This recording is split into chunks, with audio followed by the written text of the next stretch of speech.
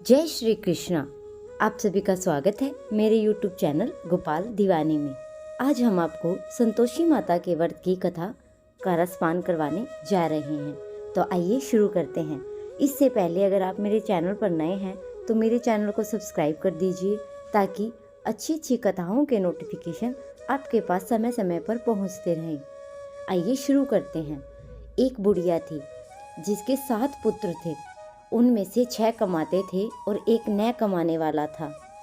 वह बुढ़िया उन 6 को अच्छी रसोई बनाकर बड़े ही प्यार प्रेम से खिलाती थी, पर 7वें को बचा कुचा जूठन ही खिलाती थी।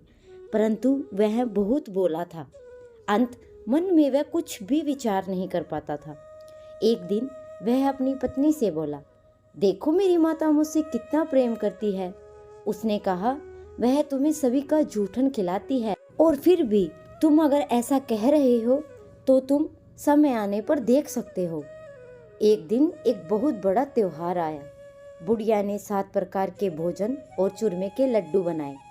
7वां लड़का यह बात जांचने के लिए सिर दुखने का बहाना करके पतला कपड़ा ओढ़कर वहीं पर सो गया और देखने लगा। माँ ने उनको बहुत अच्छे से आसनों पर बिठाया और 7 प्रकार के भोजन और लड्डू परोसे। वह उन्हें बहुत प्रेम से खिला रही थी।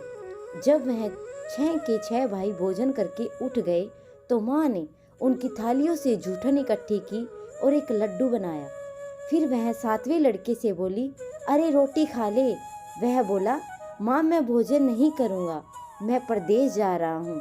तो इसी बात पर माँ कहती है, कल का जाता आज ही चला जा। और वह घर से निकल गया। चलते समय उसे अपनी पत्नी की बहुत याद आई और जो गौशाला में कंडे थाप रही थी। वह बोला, हम विदेश को जा रहे हैं, आएंगे कुछ काल, तुम रहियो संतोष से धर्म अपनो पाल। इस पर पत्नी कहती है, जाओ पिया आनंद से, हमारी सोच हटाए, राम भरोसे हम रहे, ईश्वर तुम्हें सहाय, देव निशानी आपनी, देखु धरू मैं धीर, सुधी हमारी ने विसारियो, राखियो मन गंभीर। इस पर लड़का बोला, मेरे पास कुछ नहीं है, यह अंगूठी है सो ले ले, मुझे भी अपनी कोई निशानी दे दे। वह बोलती है कि मेरे पास क्या है, यह गोबर भरे हाथ है। और यह कहकर उसकी पीठ पर उसने गोबर भरे हाथ की थाप मार दी और वह लड़का चल दिया।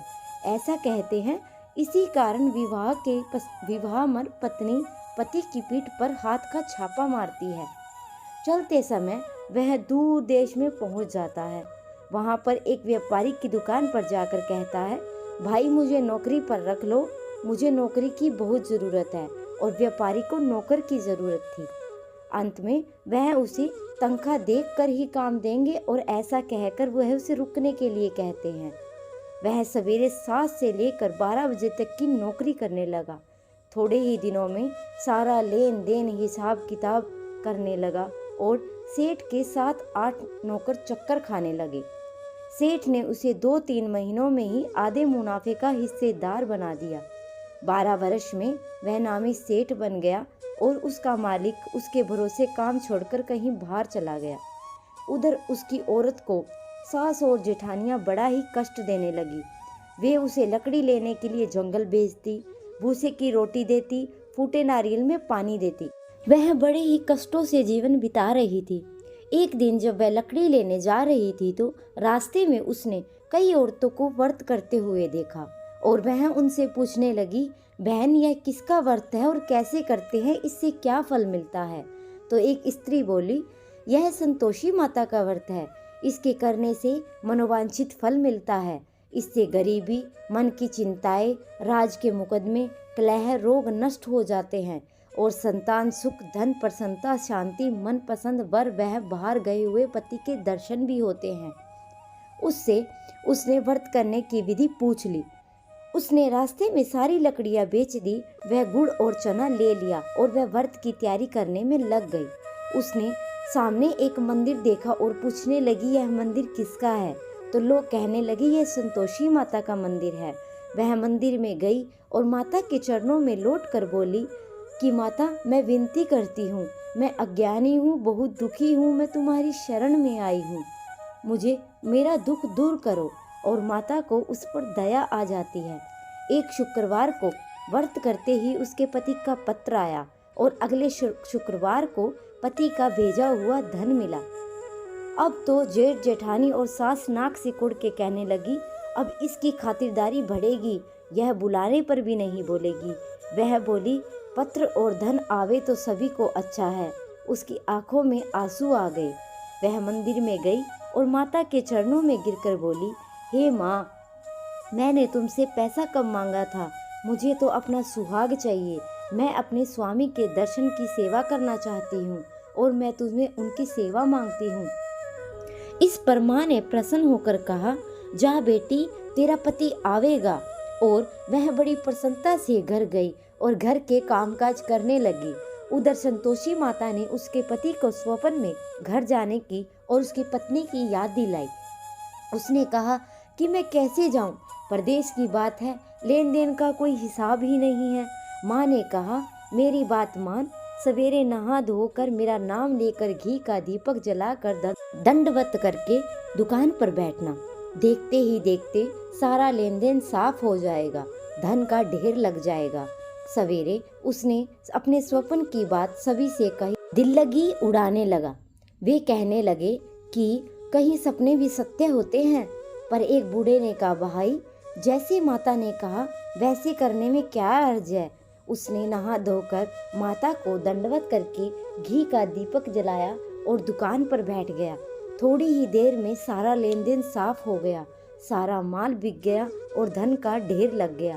वह प्रसन्न हुआ और घर के लिए गहने और सामान वगैरह खरीदने लगा। वह जल्दी ही घर को रवाना हो गया। उधर बेचारी उसकी पत्नी रोज लकड़ियाँ लेने जाती और रोज संतोषी माता की सेवा करती। उसने माता से पूछा, हे माता, यह कैसी धूल उड़ रही है। माता ने कहा, तेरा पति आ रहा है, तू लकड़ियों के 3 बोझ बना ले, एक नदी के किनारे रख और एक यहाँ रख और एक तीसरा अपने सर पर रख ले।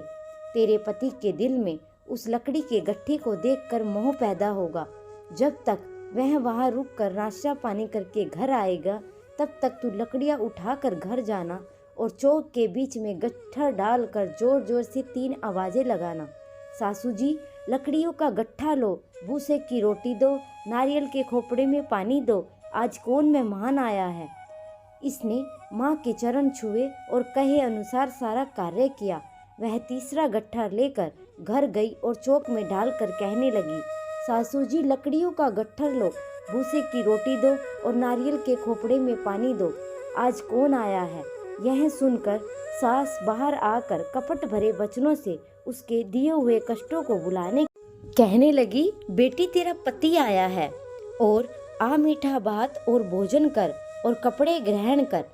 अपनी माँ के ऐसे वचन सुनकर उसका पति बाहर आया और अपनी पत्नी के हाथ में अंगूठी देखकर व्याकुल हो उठा। उसने पूछा, यह कौन है। माँ ने कहा, यह तेरी बहू है, आज 12 वर्ष हो गए, यह दिन भर घूमती फिरती रहती है, काम काज करती नहीं है, तुझे देखकर नखरे करती है।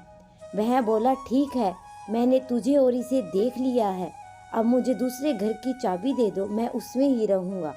माँ ने कहा, ठीक, जैसे तेरी मर्जी। और उसने चाबियों का गुच्छा पटक दिया। उसने अपना सामान तीसरी मंजिल के ऊपर के कमरे में रख दिया। एक ही दिन में वे राजा के समान ठाट बाट वाले बन गए। इतने में अगला शुक्रवार आया और बहू ने अपने पति से कहा, मुझे संतोषी माता के व्रत का उद्यापन करना है। वह बोला, बहुत अच्छा, खुशी से कर ले। जल्दी ही उद्यापन की तैयारी करने में लग गई। उसने जेठ के लड़कों को जीवने के लिए कहा और उन्होंने मान लिया। पीछे से जेठानियों की ने अपने बच्चों को सिखा दिया, तुम खटाई मांगना, जिससे उसका उद्यापन पूरा ना हो। लड़कियों ने जीम कर खटाई मांगी और बहू कहने लगी, भाई, खटाई किसी को नहीं दी जाएगी, यह तो संतोषी माता का प्रसाद है। लड़के खड़े हो गए और बोले, पैसा लाओ। वह बोली कुछ न समझ सकी कि इनका क्या भेद है और उसने उनको पैसे दे दिए और इमली खटाई मांगकर खाने लगे। इस पर संतोषी माता ने उस पर रोष किया और राजा के दूत उसके पति को पकड़ कर ले गए। वह बेचारी बड़ी दुखी मन से रोती हुई माता जी के मंदिर गई और उनके चरणों में गिरकर कहने लगी, हे माता, हंसाकर अब तुम मुझे रुलाने लगी। माता बोली, पुत्री, मुझे दुख है कि तुमने अभिमान करके मेरा व्रत तोड़ा है। इतनी जल्दी सब बातें भुला दी और वह कहने लगी, माता, मेरा कोई अपराध नहीं है। मुझे तो लड़कों की भूल में डाल दिया और मैंने भूल से लड़कों को पैसे दे दिए। माँ, मुझे क्षमा करो, मैं तुम्हारा दोबारा उद्यापन करूँगी। माता बोली, जा, तेरा पति रास्ते में ही आता हुआ तुझे मिलेगा। और वह उसके पूछने पर वह बोला कि राजा ने मुझे बुलाया था और मैं उससे मिलने गया था, और फिर वो घर चले गए। कुछ दिन बाद फिर से शुक्रवार आया और वह दोबारा पति की आज्ञा से उद्यापन करने लगी। उसने फिर जेठ के लड़के को बुलवा दिया। जेठानियों ने फिर से वही बात सिखा दी। लड़के भोजन की बात पर फिर खटाई मांगने लगे और उसने कहा, खटाई किसी को भी नहीं मिलेगी, आना है तो आओ। यह कहकर वह ब्राह्मणों के लड़कों को बुलाकर भोजन कराने में लग गई। यथाशक्ति उनको दक्षिणा दी। संतोषी माता उस पर बड़ी प्रसन्न हुई। माता की कृपा से 9वें मास में एक चंद्रमा के समान सुंदर पुत्र प्राप्त हुआ और पुत्र को लेकर वह रोजाना मंदिर जाने लगी।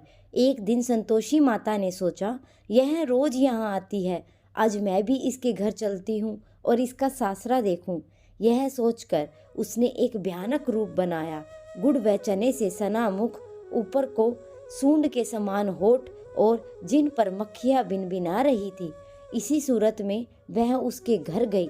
देहली में पांव रखते ही उसकी सास बोली, देखो, कोई डायन आ रही है, इसे भगाओ, नहीं तो यह किसी को खा जाएगी।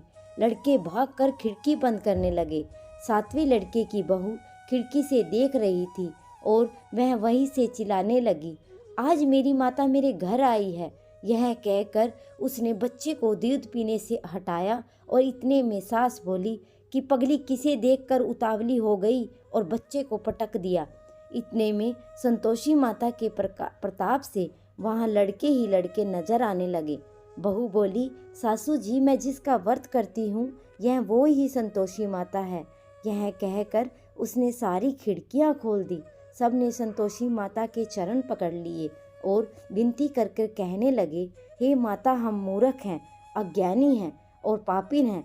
हमें तुम्हारे व्रत की विधि हम नहीं जानते थे और तुम्हारा व्रत भंग करके हमने बहुत ही बड़ा अपराध किया है। हे जगत माता, आप हमारे अपराधों को क्षमा करो। इस पर माता उन पर प्रसन्न हो गई। बहू को जैसा फल दिया वैसा माता सबको दे। हे माता, जैसे आपने इस दुखियारी का दुख हर लिया, वैसे इस कथा को सुनते हुए और हुंकार भरते हुए सभी प्राणियों के दुखों का नाश कर दीजिए। तो ये थी संतोषी माता व्रत की कथा।